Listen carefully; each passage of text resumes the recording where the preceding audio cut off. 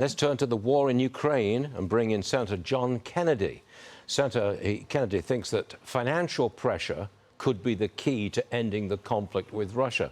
Mr. Senator, what financial pressure are you talking about to apply to Russia? Seize the $300 billion of Russian assets that the West is holding and give it to Ukraine. Look, the American people want an end to the war. The Russian people want an end to the war. President Trump wants an end to the war. You do too. I do too. The only people who don't want an end to the war are President Xi in China, the Ayatollah in Iran, and of course Vladimir Putin, who has a taste for blood worse than Stalin.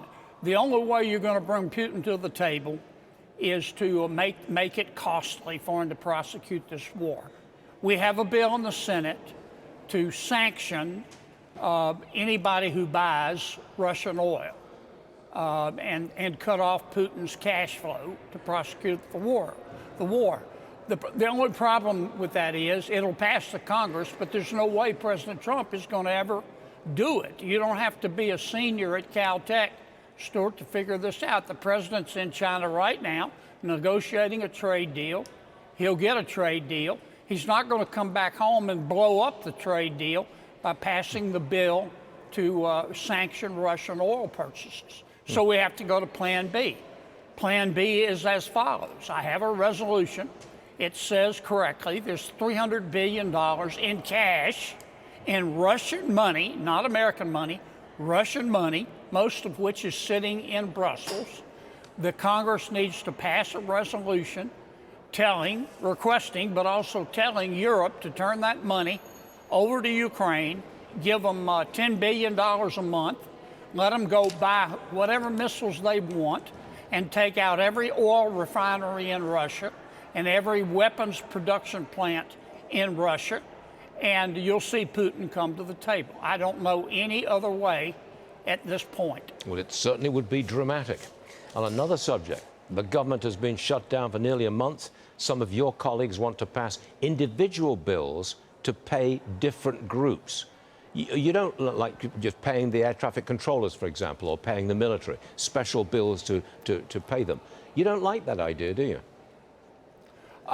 Look, if the bill comes in front of us, I'm going to vote for it. I just think it's a waste of time talking about it because the Democrats aren't going to vote for it.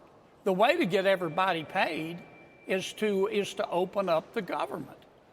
We're not asking our Democratic colleagues to sell a kidney. All we're saying is we don't want anything. We just want to open up government so we can negotiate a budget.